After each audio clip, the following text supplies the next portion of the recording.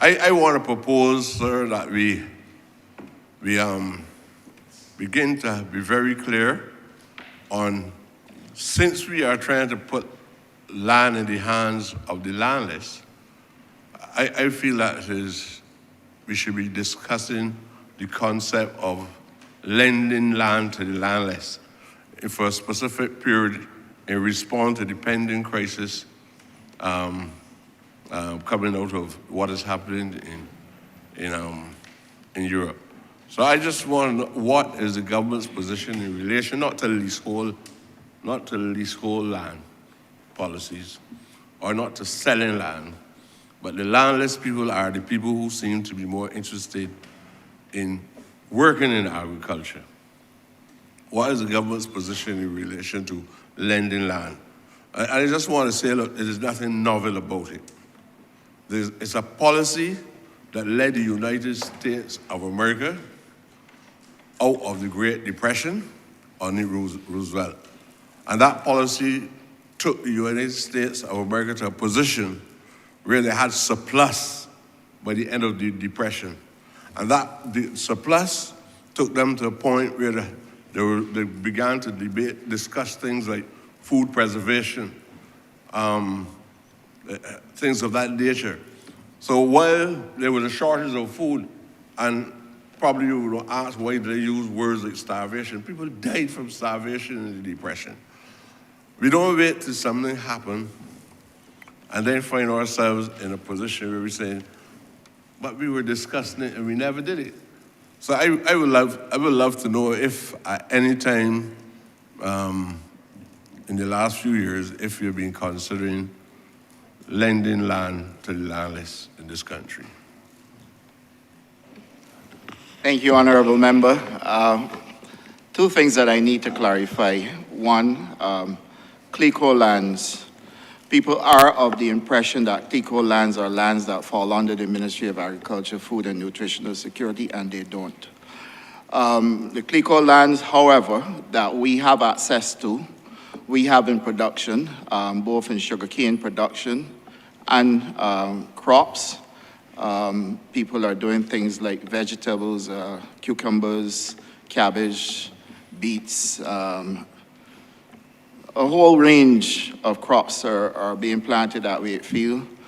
The BAMC has some of the best sugarcanes in Barbados at Wakefield and Honourable. I would allow the CEO to speak to it, and I would also allow the CEO acting at BADMC to speak to what is taking place at Wakefield with the farmers that we have placed there under Project Phoenix, which is a project that was developed for the Honourable Member of St. John. So Orlando and then Mr. Innes. Thank you, Minister. Chairman. Over the last 3 years, we have been leasing the lands, some of the CLECO lands from Res Life.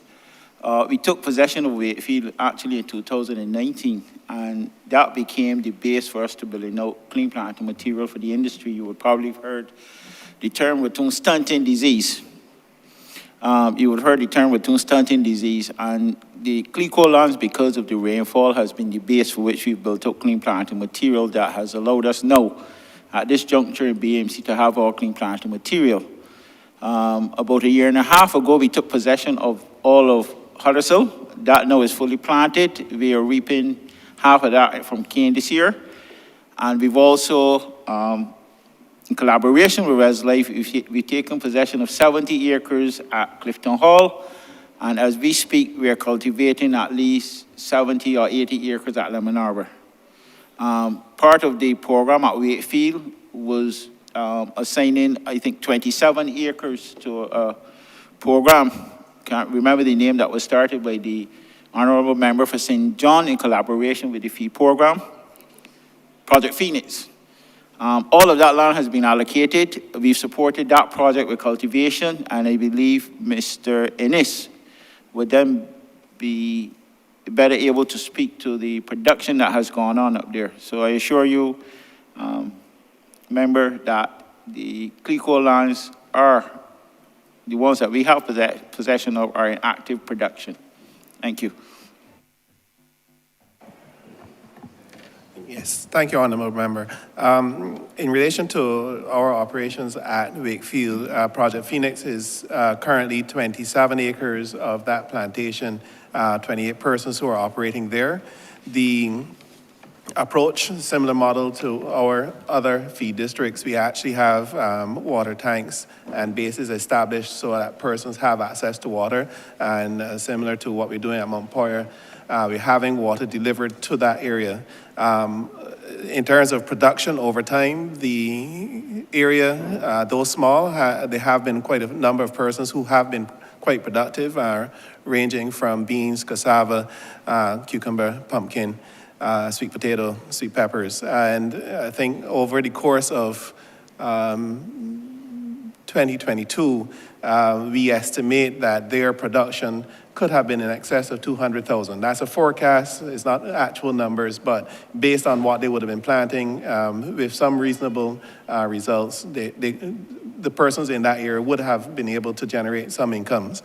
I think the other point to be made, though, given that area, in terms of its previous use for sugar, and I guess the level of activities there has been quite a bit of challenge in terms of weed control, and we have been working with the farmers in that area to try to assist them in controlling those challenges over the last month. Whilst we had the heavy rains all through, St. John actually gets rain almost every day, similar to St. Thomas. But whilst they've been having those heavier rains through the end of 2022, there were a few plots that the farmers lost their control over, but they were able to, over the last month or so, we've been able to go in, do some work to actually control the weeds.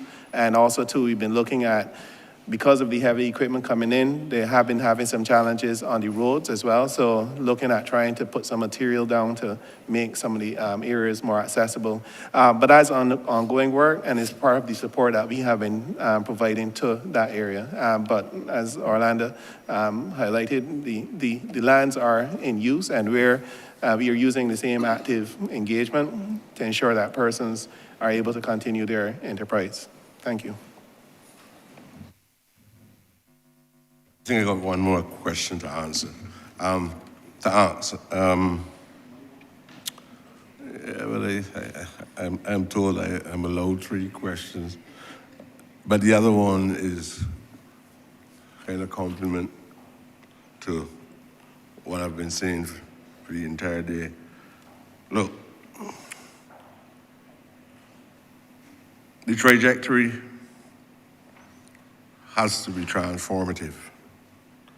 I believe that what I've heard today, it tells me that the Ministry of Agriculture is on the right track. But it needs to be clear to the general public of Barbados, the people.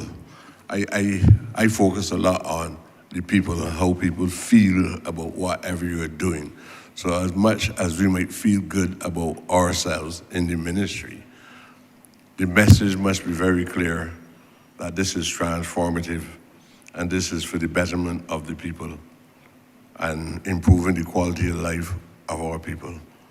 It doesn't have to come in social legislation. Last year, the Honourable Member who just spoke from St. James, he brought a transformative piece of legislation. And I'm not just talking about legislation, it could be policy, the projects, the programs, whatever. He brought a transformative piece of legislation to Parliament, decriminalizing vending. And it has given a lot of comfort and hope to the vending community. We still continue to debate on that piece of legislation because people are now talking about creating spaces and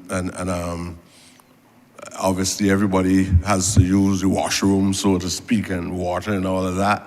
We're now discussing all of that.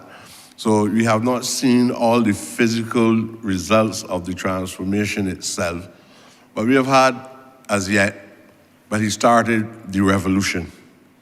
And as we talk about agriculture being one of the oldest industries, obviously, in mankind, starting around the River Nile. But we also spoke about other industries being part of that early survival as well. Venue was one, and agriculture was one. Now, we have had legislation dealing with child labor. We've had legislation dealing with tenantry freehold purchasing act. The general public can understand clearly what the ministries that are responsible for executing the tenants that came out of that, those pieces of legislation mean. Now, while we might not be talking about changing legislation here, I believe that we should be very clear in our message that what we are trying to do is to transform the society. It has never been a society of equality. Robin, is the word? You tell me that, what? Homogeneous? Honourable member, you have homogeneous. Your 3 minutes. Okay. Please wrap up. Right. We're going home soon. Homogeneous is not, it was never a homogeneous society. And so we have wrongs to correct. We have wrongs to correct. Any government that comes into parliament, there are wrongs to correct. And I hope that the ministry is very clear. Or if you want me to put it in the question, tell me what do you see manifesting in your ideas and forms of action that you consider to be transformative. And I think that the chair would want me to say that at the end. Well, thank you, Honourable Member. I believe if I was supposed to strike at the core of what you alluded to in your preamble and then your question, I would invite you to understand what it means for Barbados to be able to pass sanitary and phytosanitary legislation to give us a chance to do that which we were not able to do for decades, and that is to export agricultural produce. Now, that in itself allows for Barbados to earn foreign exchange rather than spend foreign exchange. It allows for poor people who are involved in the fishing industry, people who have boats, people who are involved in fish vending as well, to be able to participate and have an opportunity as well to sell by way of export. And it allows also for us in our accelerated growth plan to be able to export sweet potatoes to the UK. So that if you have space on a ship that is leaving these shores empty because we haven't been able, one, to put legislation in place to allow for Barbadians to participate in exporting, and two, we haven't done the germplasm and the tissue culture propagation to be able to give us the clean planting material. Farmers right across Barbados, and I have to say to this chamber, everything that is transformative isn't by way of legislation. Let's get that clear. So that farmers right across Barbados have been coming to the Ministry of Agriculture and asking for clean planting material. They themselves don't produce it, so we have to produce it for them. If we are moving to a facility at the home agriculture station that is going to give us clean planting material because the farmers themselves don't produce it, then obviously that also is transformative. If we are going to move to a stage where one man in the industry said he waited for 50 years for a piece of legislation that we delivered called Prix de Larceny or Protection of Agricultural Products. 50 years. If you're telling me that we have reached a point in this country where for the first time in agriculture, people are able to come to the Ministry of Agriculture, sign up for a program, get training, get free inputs, get land at $300 an acre, get the land prepared, get the produce, all the inputs, the seedlings and everything to start them up without them having to find a cent and then produce the water tanks for them to have water and ask the BWA to drive around every day with water tankers to give them water so that they can get a startup. But this is what we've been talking about when we talk about giving a man a leg up. The new water rates. Farmers were paying a commercial rate of $7.66 per cubic meter.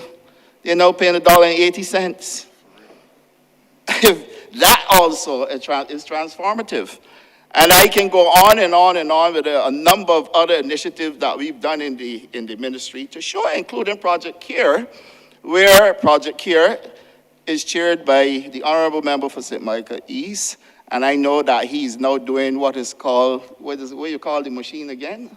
The green machine, which is going to allow for us to be able to mobilize right across Barbados to start 300 of those machines to allow people to do fresh water fish plus grow crops in a system called aquaculture.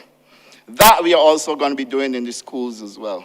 And then all of us know that with the support, first of all, of Massey, we were able to supply people with kitchen gardens and small communities with startup kits. For a hose, you don't need nothing big to do a community farm. So we were able to give them that at no cost to them and prepare the land for them, provide training for them as well.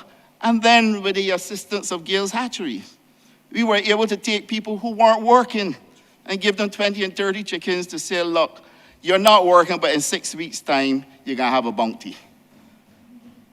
That's the work we have been doing. And that should reach people, Honourable Member, I'm sure you do agree, that will reach people that you and I care about, that all of us in this chamber were elected to care about.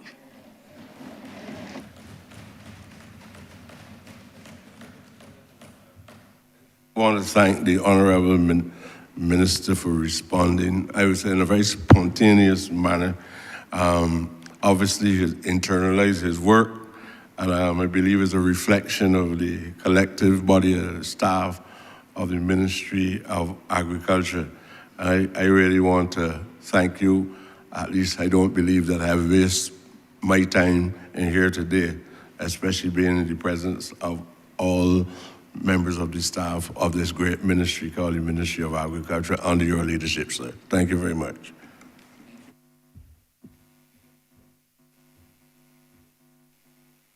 Thank you, Honourable Member for St. Michael East. Honourable Member for the City of Bridgetown. Thank you very much, Chairman, to get this opportunity to ask my 10 questions on this particular head, many of which have been touched on, so I just ask about 3, sir. I want to start, I really want to start on the behalf of the City of Bridgetown to thank the ministry in particular for those many persons who've been able to benefit from the CARE program, to benefit from the feed program, and benefit from the facilitation of this ministry.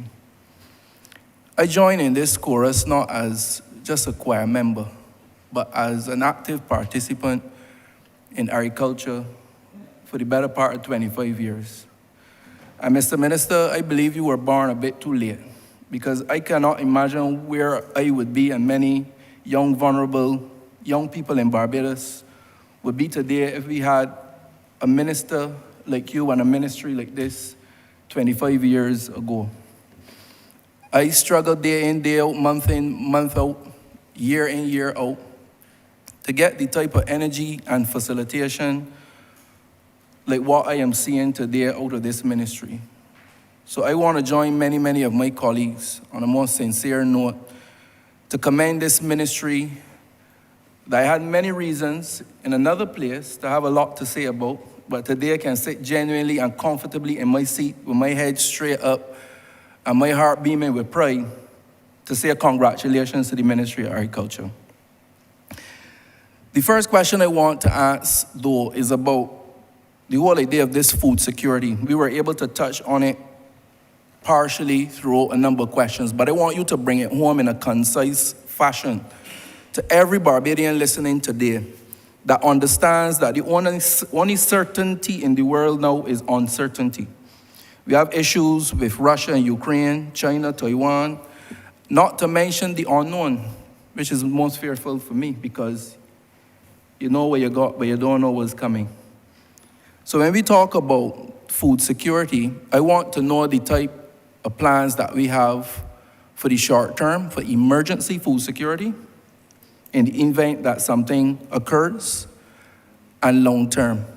The strategic plan of the Ministry of Agriculture, Food Nutrition and Food Security that can assure all Barbadians that they can go to sleep tonight and sleep a little bit more comfortably knowing that in the event that something occurs major across the world and the ships and the planes may not be able to land here for X amount of time, that we will be able to feed ourselves until help arises. That, Mr. Chairman, is my first question. Thank you, Honourable Member. Barbados is a small island and we have limited resources. We can't approach food sovereignty the way that a big country that has all its resources can approach it. So when we look at our food import bill, for example, we see that about 50% of the food import bill is actually processed goods. About 25% to 30% of the food import bill is actually agricultural products, and the remaining 20% are beverages. So, including alcoholic beverages, that is. And I know some of you would argue that that's important for food security as well. So the thing about it is that we have to take a threefold approach to our food security strategy. And the first part of it is that we have to maximize whatever it is that we can do locally. And that is the agricultural portion of the food import bill. And specifically, that's where our CARICOM 25 by 2025 comes in.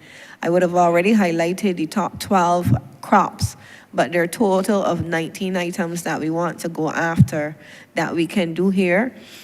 Added to those top 12 short crops, we also want to focus on boosting our milk production, maximizing our pork production, our lamb production, maximizing farm fish, hence all of the work on aquaculture, as well as shrimp, and also maximizing on bananas, on plantains, and maximizing on I said milk already, so I think we've covered all. So that's the first thing. And that means the approach that we're taking, which is to tackle food security at the household level with the CARE program, tackle it at the national level with farming, with the feed program, and our accelerated growth program, which looks to help experienced farmers to be able to accelerate and maximize the production in Barbados.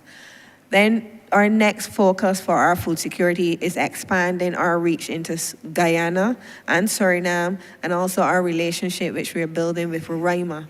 That gives us an opportunity to have access to the items that will complement our local food production here, and we can grow now to start to tackle some of those agro-processed products which we don't have the volume or the capacity to be able to do price competitively here. So that's the second cog in the wheel. And then the third cog in the wheel that we need to look at is our import diversification. So likewise, for the products that we can't do in Barbados, in our CARICOM territories, in Guyana, then we need to diversify and ensure that we have a system that if one source of our food supply, which we can't get regionally, has been shut down, such as Miami, what are our options? Do we diversify to ensure that product is coming through the port of Panama? Do we diversify to ensure that they're coming from Roraima? Do we diversify to our partners, our African partners, which we haven't spoken about, Ghana, Kenya, Rwanda, where we are building relationships. So we are strengthening those South-South cooperation and those relationships to ensure that we are diversifying our food supply in so much that we are touching on all aspects of our food security.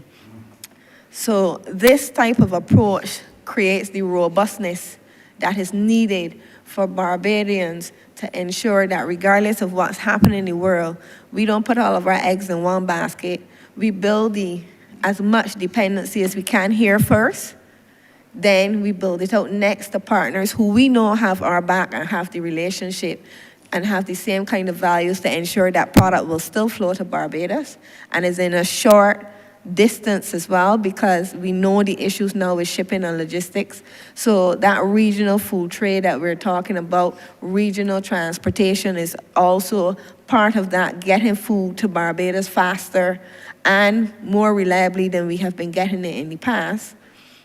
And then finally, as I said, for those products which we can't produce in our region, we want to do that import diversification.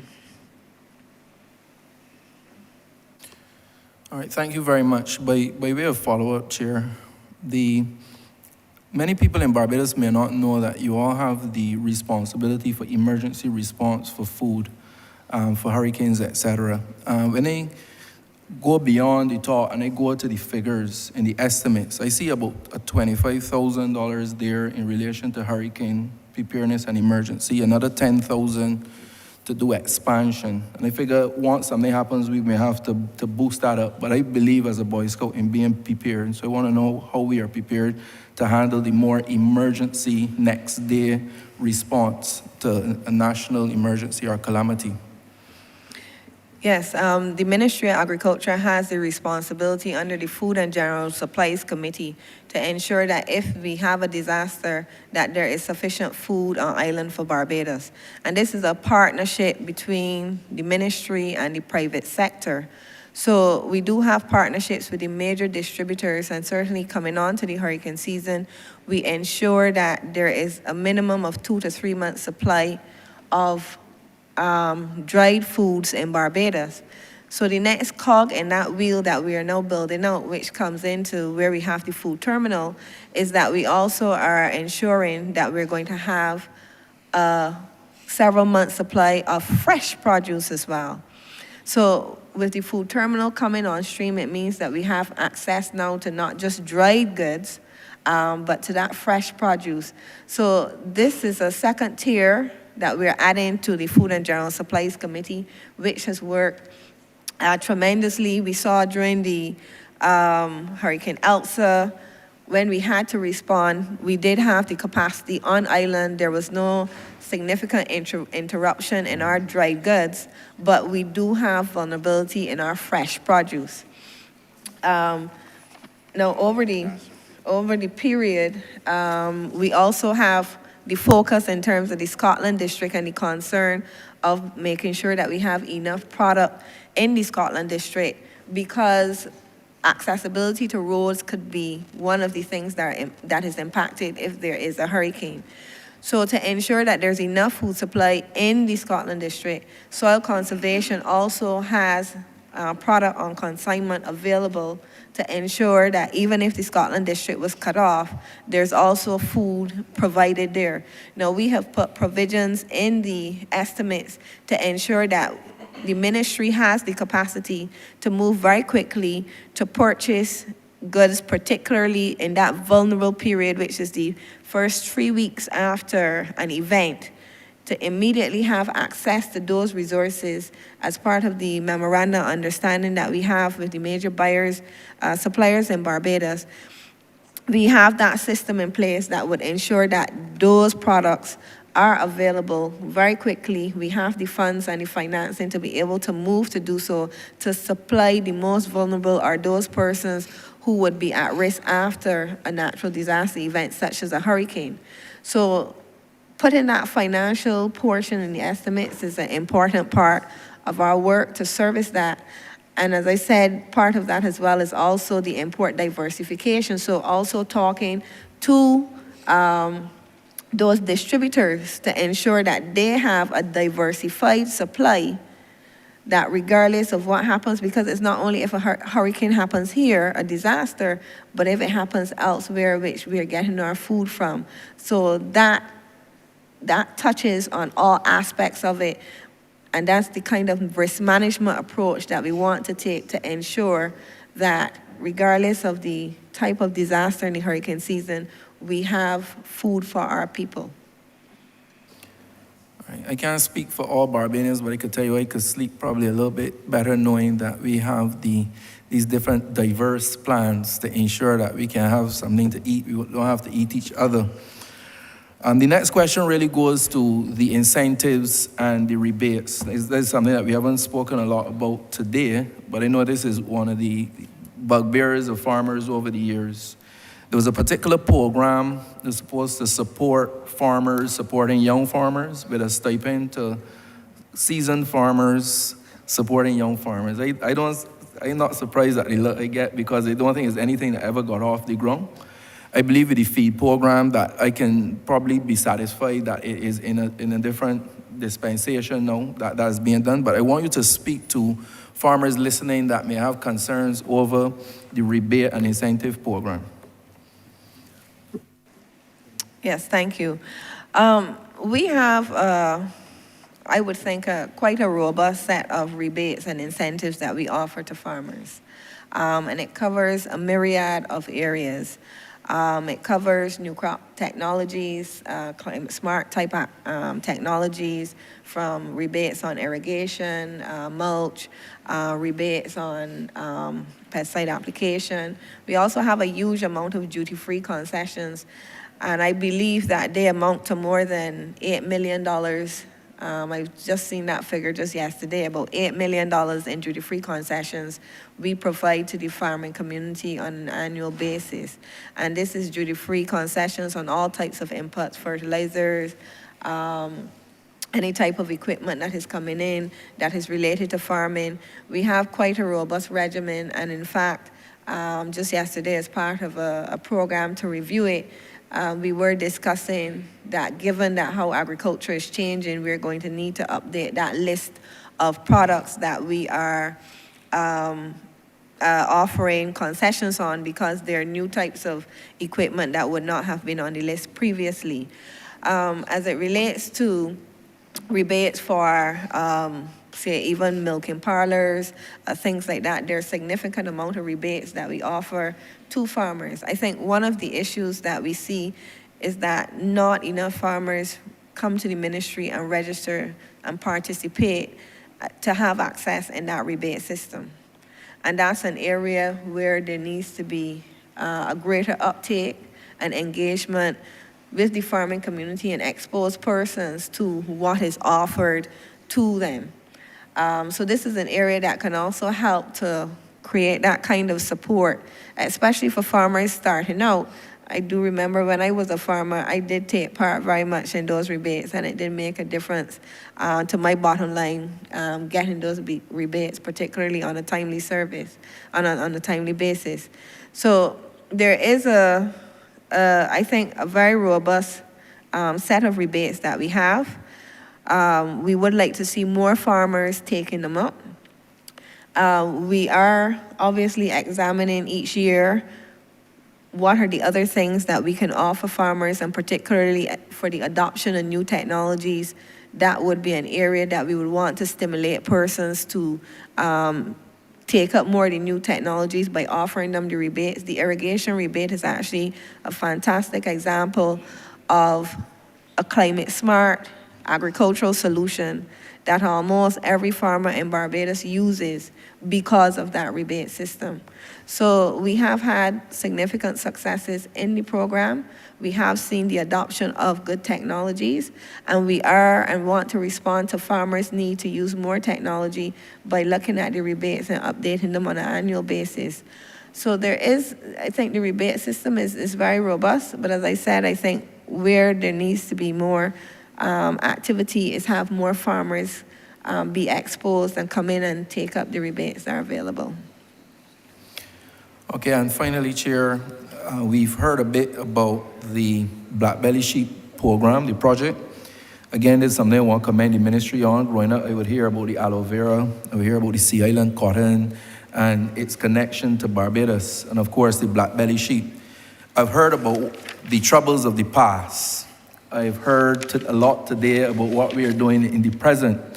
So my question to cap it all off, what are the plans for the future development and expansion of that said Black Belly Sheep program?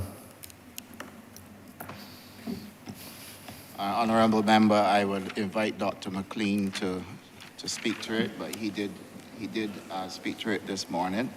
But yes, there's no harm in getting him to repeat what is being done so that those who didn't hear earlier can hear now. Thank you, Honourable Member. Going forward, what we want to do is to ensure that we don't have just a country where people keep sheep, but that we have a black-belly sheep industry. And this industry, it would mean that you have farmers who are operating at a level where they're carrying out a viable activity. In other words, right now, we only have a few farmers who can say that they can make a living from sheep farming. What we want to say is that we have an industry where you have people who can be full-time sheep farmers.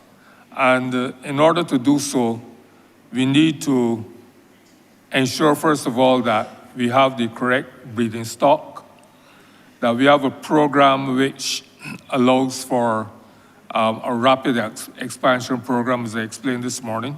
And this would involve actually, it's like a model similar to what you have in the poultry industry, where you have people who can be contracted to breed sheep. The ewes are returned to the ministry, and these will be then distributed to other farmers, and you build out the industry in that way. Now, there are a number of things which you have to provide for the farmers if you're going to do this. One of the things that we have done is that we've built a modern sheep pen to show farmers what you should really be focusing on. Because we want to prevent farmers' sheep from being destroyed by dogs. If you have the correct kind of facility, then you rule out that possibility, or you reduce it considerably. Also, to reduce the chances of prairie larceny. Now, if a farmer just keeps the sheep out there in the pasture and, bring it in the evening and give it a bucket of water and some mash, there's no way that you can develop a viable industry in that way. So we're focusing on an intensive and semi-intensive kind of farming, where farmers would, the sheep would be primarily kept indoors.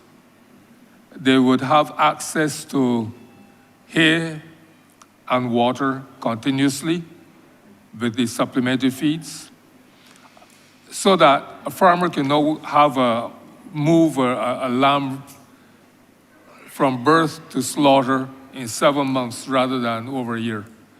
Part of the program also is to have a feedlot arrangement.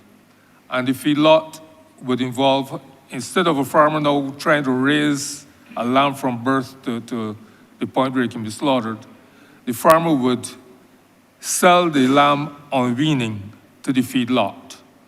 The feedlot is then able to rear that lamb now to a stage where you can get a good yield in terms of the meat production in a shorter period. So the farmer can then concentrate on producing lambs, because at the time when that lamb is weaned, the most feed that it would have had, it would have fed mainly on milk from his mother, right? Along with a little creep feed. So the farmer's expense in raising a lamb from birth to weaning is going to be minimal, okay? He sells that lamb to the feedlot. The feedlot now rears it to the point where it can be slaughtered. So that farmer now concentrates on increasing his ewe population and turning out lambs for the feedlot. So these are some of the issues that some of the strategies that we are employing. In addition, as I explained this morning,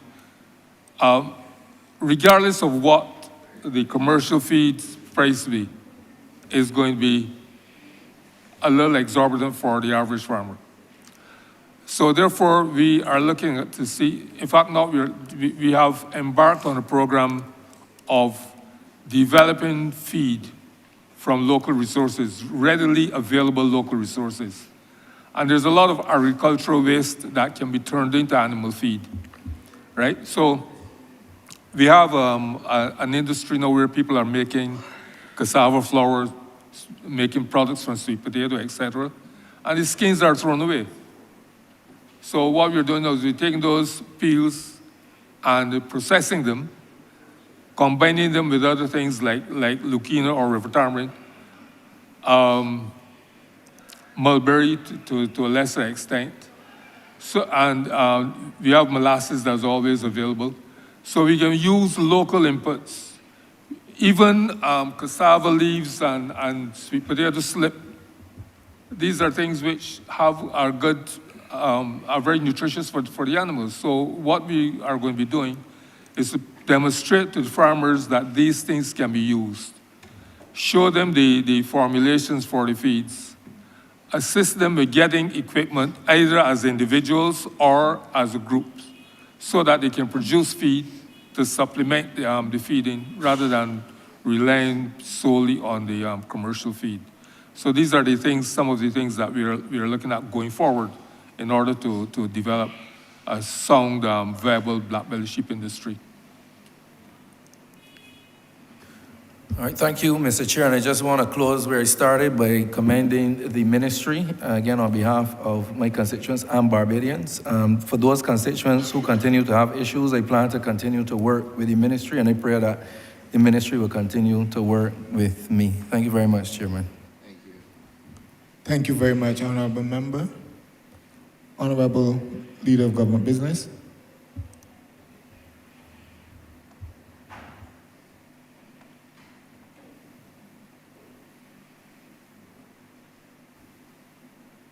Thank you, Mr. Chairman. I know the hour is late, and I'm going to be very quick in terms of my questions to the Honourable Minister and his team. Like all others, I too would want to just register my commendation to the ministry for the efforts being made. I certainly sat on the other side for a number of years, and there was much said about agriculture, much about what we needed to do to restructure, to revitalize the industry.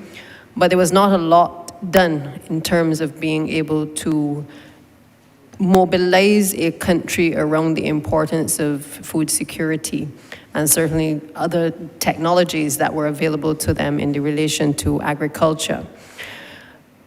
As Minister of Education, not so long ago, I know that I worked very closely with the Ministry of Agriculture to look at agricultural education. Grateful for that exercise because, as was mentioned earlier, there was a focus on the HOPE and the JUICE project, which has the potential to be able to transform the agricultural sector as we know it. That task force that was created was led by Dr. Charleston Brathwaite, comprised of the various stakeholders in education and agriculture, as well as the farmers. And one of the things that came out of that was that we needed to have greater emphasis on agricultural education in terms of our training. So while I know that the ministry has been focused on training persons within, I do feel that we cannot allow the contents of that report to go by the wayside. I think we have to pay attention to those two projects, the HOPE and the JUICE project, and the potential that exists for us to really accelerate the agricultural sector. So my question really to you at this point is whether the ministry is fit for purpose. Are we attracting the types of skill sets that are necessary for all of the new technologies that you've identified here for all of today? Are we in a position to capitalize on getting the equipment that is necessary to be able to stimulate the interest from Barbadians across the island? And are we re-examining and restructuring the ministry to ensure that the training is not just being done within, but that we can, in a sense, accelerate and ramp up the amount of training that is necessary to get the general public to buy into what it is that the ministry is attempting to do? Member, thank you for that question. Incidentally, we actually had a meeting scheduled today with Professor Clive Landis, which we had to postpone from the University of the West Indies, to actually speak about building on the synergies and moving forward with the work and the proposal that Dr. Braffett had put forward as part of the Agri-Educational Task Force. Agricultural education has to be done with all of the players, the same way that we are looking to move agriculture forward on the practical end with all of the agricultural players. We call on our partners, ICA, FAO, UNDP, CARDI, are all partners in developing the agricultural sector, and especially the farmers. We rely on them to provide us with guidance with what it is that they need. Likewise, for agricultural education and developing the youth for tomorrow, similarly, the new jobs that are going to be created, the new farmers that are going to be created, the partnership that is needed. We require the same partnership with the farmers, with the Ministry of Education, with the new School of Agriculture at the Hope, and also with the UE Food Security, the UE Jukes project. So we are a small island with limited resources. We need to be able to maximize on those resources to ensure that we are delivering the best possible agricultural education to our young people, to older people, because we also have a huge cohort of persons who are older who are making a shift from their traditional careers and moving into agriculture. So we are seeing that entrance as well at different levels, and being able to service all aspects of that is going to be key and critical to developing the agricultural sector going forward. So in short, that emphasis on agricultural education has to continue. The relationships we are seeking to build will be to strengthen all of those bonds. We appreciate that you need both hands to clap. So all players must come in and be able to do their part so that we can deliver the best possible education as it relates to agriculture for the people of Barbados, to ensure that we do have the new careers and skills. We did have colleagues from the University of West Indies engaging with us as we started to roll out some of these technologies. So we are stimulated on both sides on working together. Likewise, I think just about 2 weeks ago, we would have hosted with the Barbados Community College a set of students from French Guiana as well as part of that agricultural educational outreach. We work closely with the SJPI.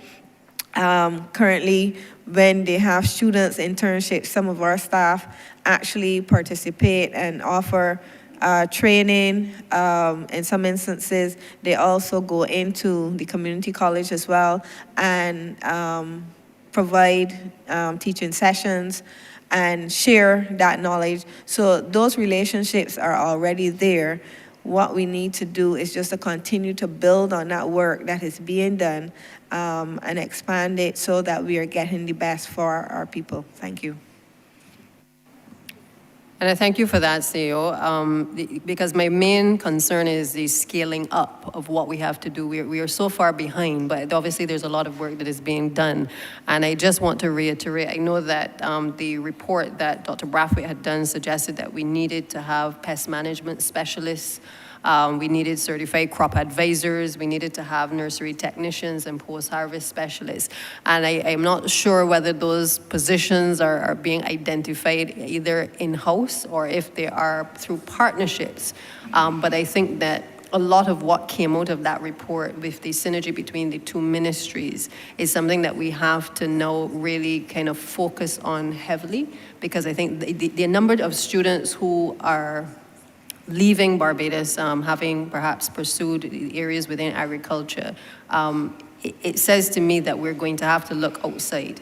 It says to me that we have to encourage people to get involved in agriculture, and therefore we may need to bring in persons, if we don't have those persons on island, to be able to ensure that we can pass on the necessary knowledge as well.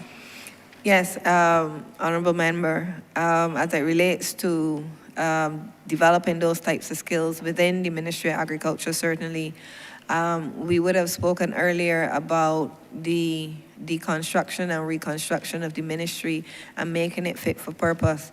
And we have recognized that there are these new careers, careers also in terms of digital agriculture, drone pilots, new things like that are also coming on stream. And those are taken into account in the new structure that is being proposed for the Ministry of Agriculture. The next step would be to start to identify where would be the training opportunities. Yesterday we would have spoken about training in our session, and training that is relevant, that will help to enhance the sector or the country in a very specific way and being targeted in that.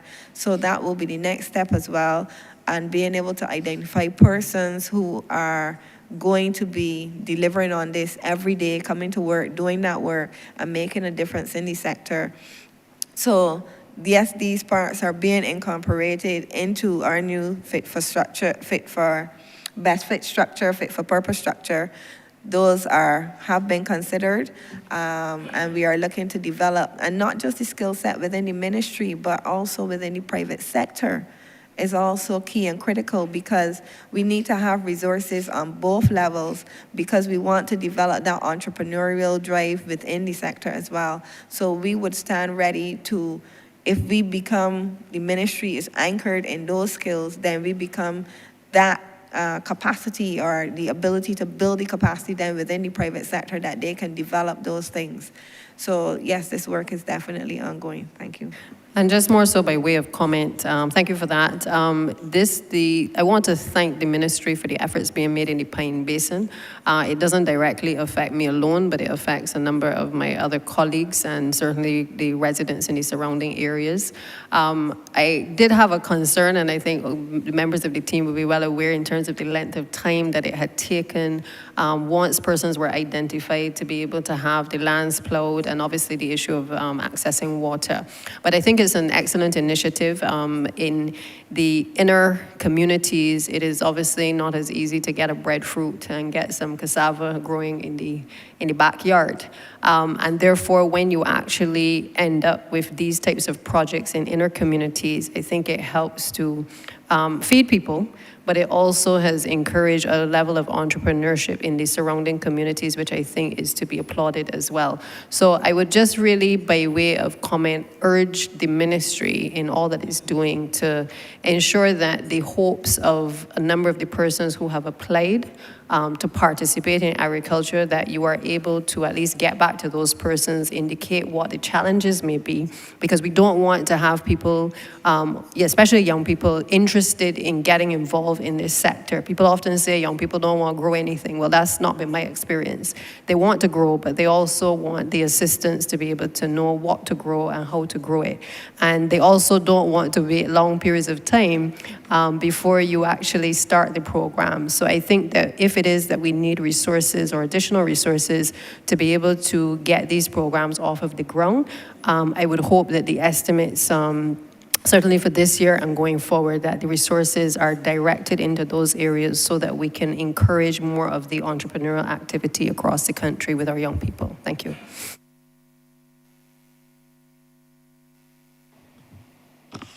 Thank you, Honourable Member.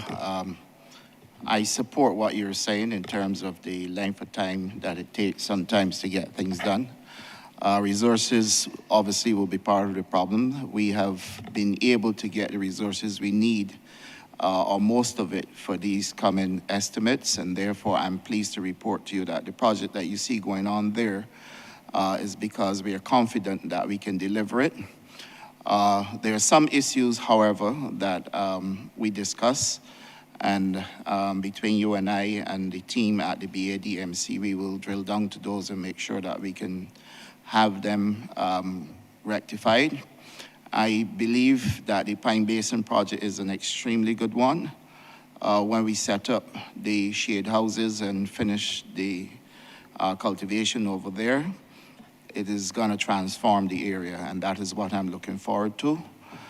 Equally, a number of the people who are in the program are people who are from the surrounding districts, which will be the St. Michael area, and that is also very important for me.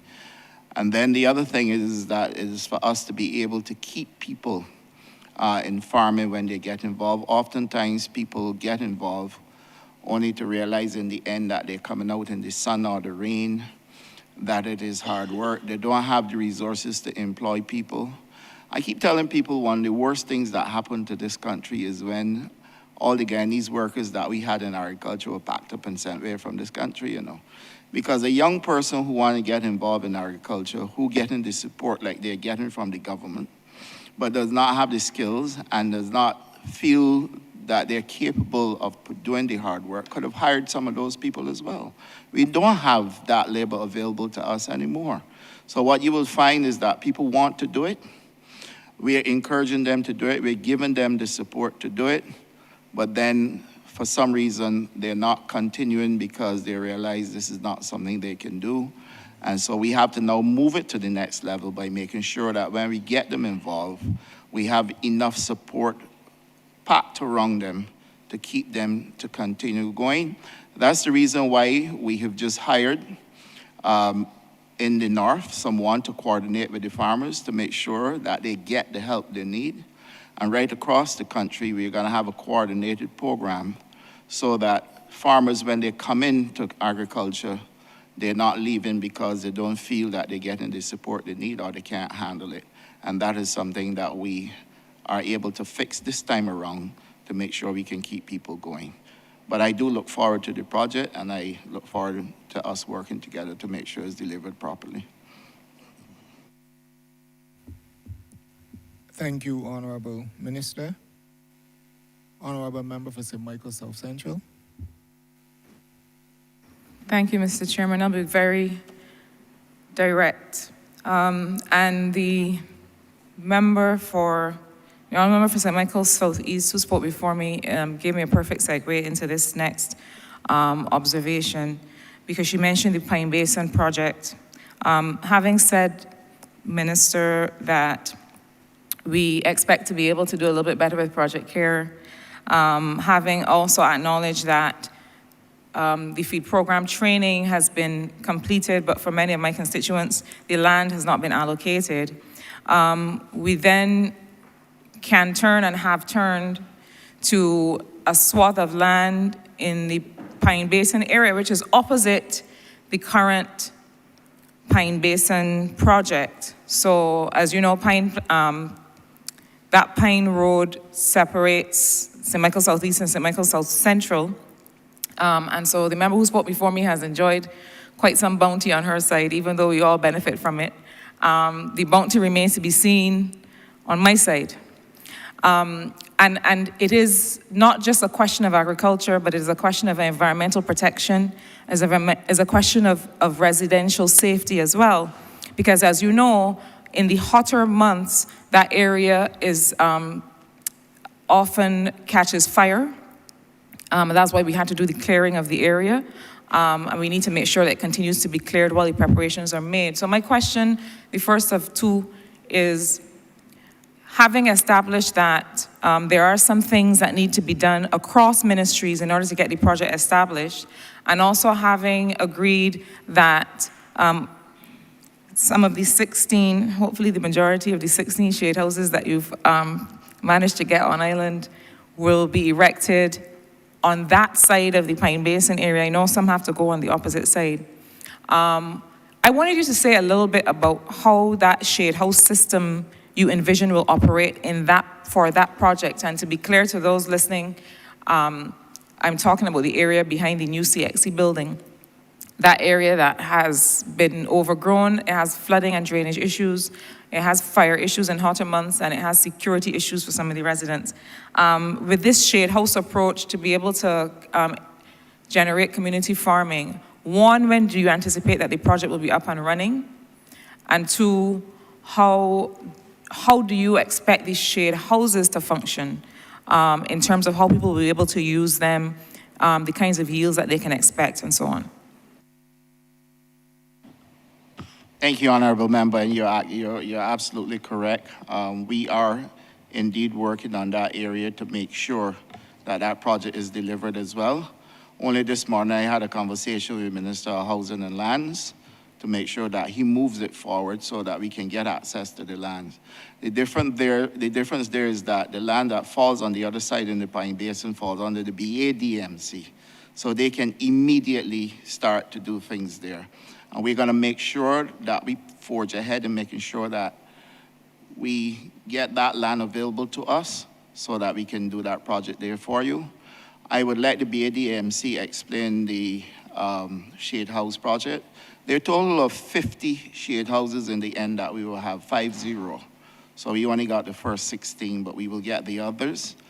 And they have a schedule already where they're gonna set up those shade houses. They're gonna provide the training as well, training to set them up so that locals here can set them up, and then training to use them, and the crops that are gonna be identified for them. So I will let Mr. Innes speak to that, but you can rest assured that I spoke to the Minister of Housing and Lands this morning, and he has given me the assurance that that land acquisition is gonna come here very shortly. Thank you, Minister. Thank you, Honourable Member. In terms of the shade houses, the original design that had been planned for, well, distribution was a wooden design that the Guyanese had showcased. I think when we had, I think when the ministry would have visited in 2022, I believe. That model, however, does not seem to be what they're able to send to us at scale. So the 16, that we've received are actually aluminum shade houses, quite large. So we are working with their technical team to actually transfer some knowledge in terms of the setup of those shade houses. The current model that we have on island would require something of a, if not concrete base, but something of a secure base to actually establish the corners so that you have something a bit more rigid. So as I said, a bit of a difference from what was the original expectation, but we actually had one of their officers on island just last week, Monday, Tuesday. So we've started that process of the knowledge transfer. The instruction manuals need to be translated. Unfortunately, they're in Portuguese. So we are actively doing that over the course of the next couple of weeks. And once we can arrange for them to return, we actually hope to start the setup of a few samples and engage with training for some persons as well, so that, again, there is that knowledge capacity building on island. The determination of the actual sizes that would be available to persons, I think we may have to actually, depending on the size, so in the Pine Basin area, for instance, the models that we have are 100 feet by 30 feet, which is quite large and would, I think, be a challenge in that space. So we would have to look at how perhaps it could be segmented and utilized for persons. So all of that, I think we have to build out an action plan, and we will be working on doing that in parallel to the land allocation matters and in the actual access to the lands. So we would hope that once that is resolved, we can move immediately to start the allocation. Thank you.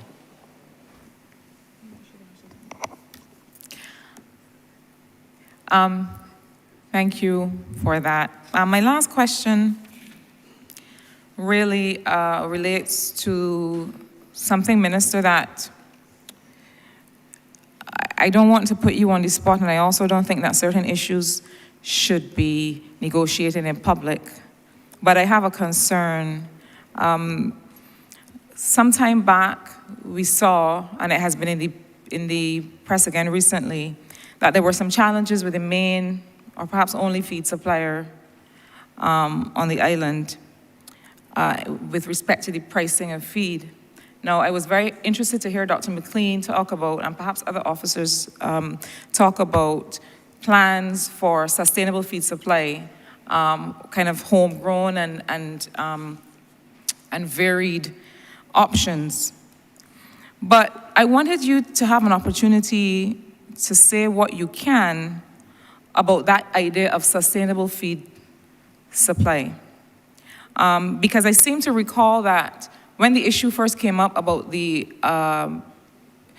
about potentially having to increase feed prices, the agreement that was reached between the supplier and the government at that time would have given them a little bit of space to look at cost structure, well, I should say, given the sector, a little bit of space to look at cost structure, to look at some of the issues that they have, to see how we can come to some understanding or some compact that would lead to a sustainable feed supply for farmers. Now, we seem to be back at the beginning point.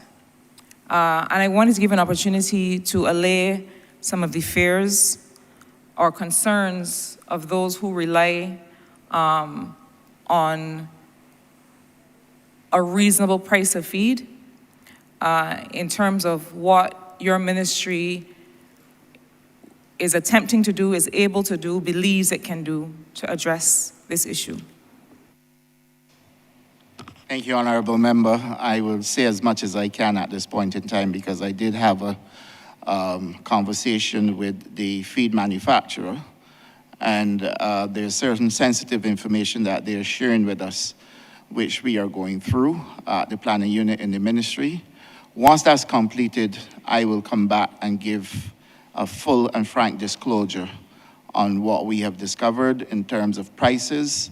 Remember, they're in the commodities market, and that has been fluctuating. So we want to get the best solution for the farmers, and we are going to work with the information provided by them so that between us and the manufacturers, we can determine what is the best way forward, and then we will then take the necessary action to involve government so that the farmers will be assured that we have done all that we can to make sure that they are not being asked to pay a price that is not affordable. But at the same time, we have to be cognizant of the risk to the investors at the Pinnacle Feeds, where they also are investing for a return on investment. So those are the sensitive areas that we're looking at, and we will make sure that if it comes down to it, that we come back to the table and frankly make sure that the farmers in Barbados are not disadvantaged. Thanks, Minister. I wanted to give an opportunity to respond to the concern that this was something that would perhaps get away from us.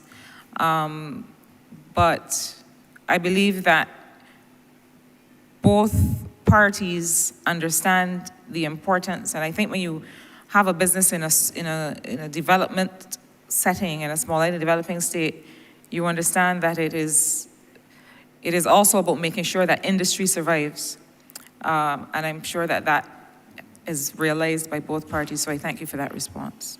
Yeah, you're absolutely correct, and that's the reason why it's a sensitive issue at this point in time. But I can give you the assurance that I'm gonna come back before the 15th with an answer.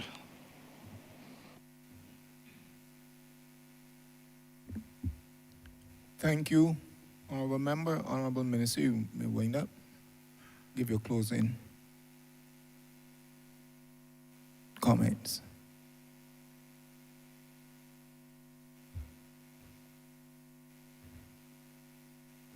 Honourable Minister, give your closing comments. Thank you, Mr. Chairman.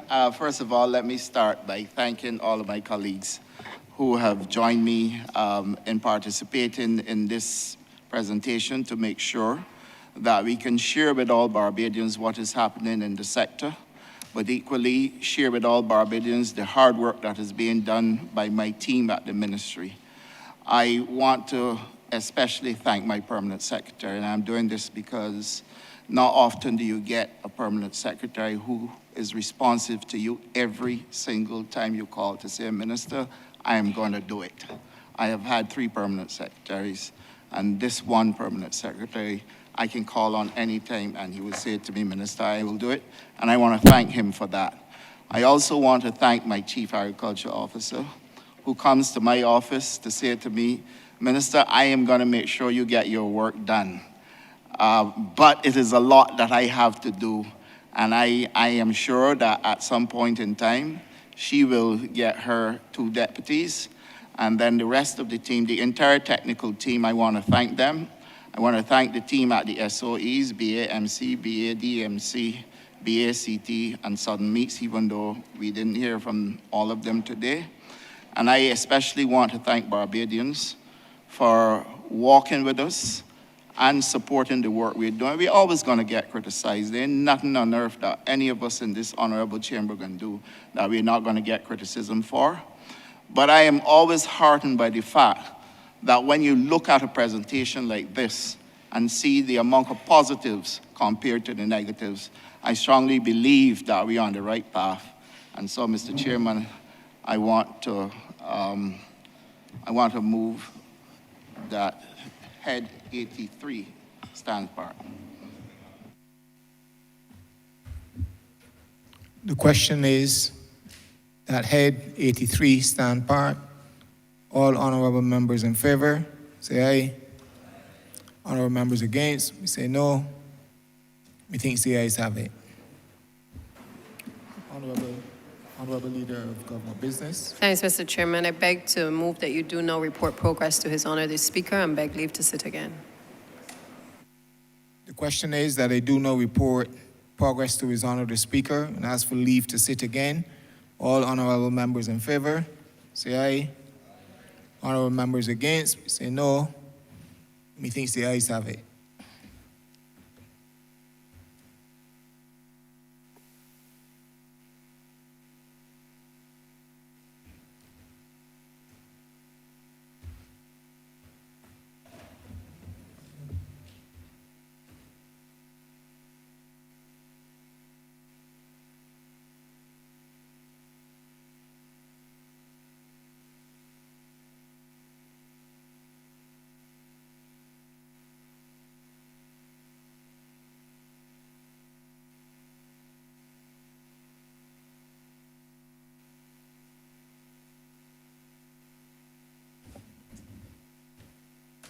The chairman has reported progress and requests leave to sit again. Honourable Leader of Government Business. Thank you, Mr. Speaker. With that, we've come to the end of today's sitting. I therefore beg to move the suspension of the House until Monday, the 6th a.m. The question is that this honourable chamber be suspended until Monday, the 6th day of March at 10 a.m. in the forenoon. All those honourable members in favour, please say aye. Those against, please say no. We think the ayes have it. This honourable chamber stands suspended until Monday, the 6th day of March at 10 a.m. in the forenoon.